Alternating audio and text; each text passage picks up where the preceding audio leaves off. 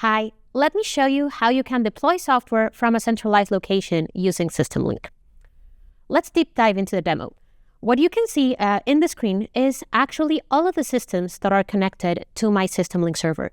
In here, I have 6 different test and log stations, a semiconductor bench, and a BTS system. What SystemLink allows me to do is do some software deployment within those systems. I actually just clicked on one of them, and in here I have a tab called Software. Within this tab, I can take a look at all of the software that is currently installed in my system. I can see that I have different versions of LabVIEW running in my system, LabVIEW Runtime, Testin, and some other add-ons. I can actually select which versions I want to update or uninstall within my system. I can also take a look at different feeds. What does that mean? Within my feeds, those are all like third-party tools that I can install in my systems. So those can take the form of an ni.com download.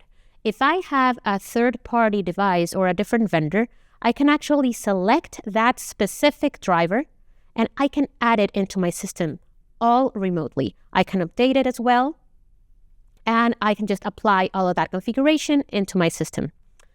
Another amazing thing that I can do with SystemLink is actually state replication.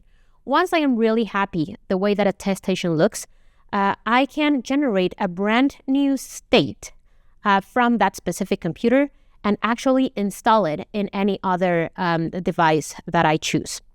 You can also host your own packages within SystemLink.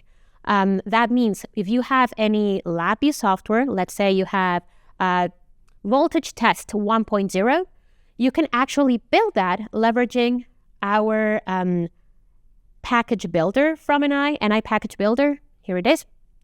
And you can upload that into a SystemLink feed and just deploy it into all of your computers.